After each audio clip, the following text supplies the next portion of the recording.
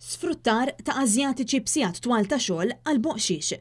Dan huwa t-titlu ta' artiklu pubblikat fil-Gazzetta tal-Mument, artiklu li jispjega b'ritratti esklusivi it-traffikar ta' persuni Azjatiċi lejn Malta.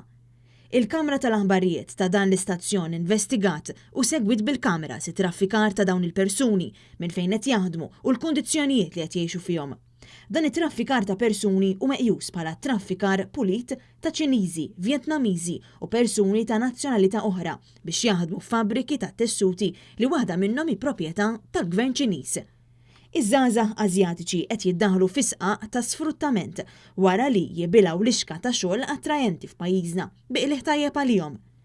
F'dan il-filmat li nġibed bil-moħbi kmieni filgħodu, l-Asjatiċi jidhru qed jinġabru bil-coaches minn ħalfar. Imbagħad minn ħalfar jinstgħu lejn il-qasam industrijali ta' Bulebel. Jaslu Bulebel u hemmhekk jibdew ġurnata twila ta' xogħol. Iffilmjajna wkoll il-fabrika fejn jaħdmu l-Asjatiċi.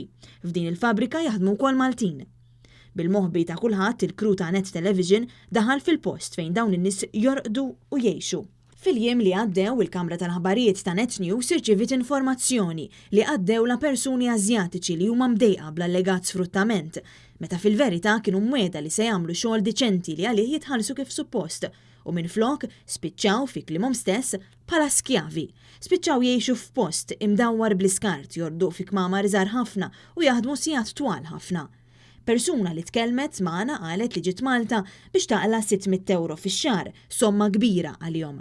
Iżda minflok qed jagħtuhom ftit euro u jgħidulhom li l-kumplament tal-flus qed jużawhom biex ituhom x'jieklu biex iħallsulhom fejn joqogħdu f'ħalfar.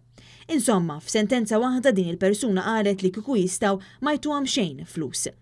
Barra minn dan kollu, kull wieħed u waħda minn dawn l-Asjatiċi biex jiġu Malta jaħdmu jgħidulhom li jridu jħallsu ma' 6,000 euro għax-xogħol kollu li jrid isir biex jinġiebu Malta. Jgħidulhom li biex jaħdmu fl-Ewropa jridu viża u anke biex ma jkollhomx problemi biex jitlu fix-żona Schengen. Iżda skont dak li ntqal il-mument il-ħaddiema Asjatiċi jintalbu l-passaport u dokumenti oħra bħala miżura ta' sigurtà u biex ma jaħarbux.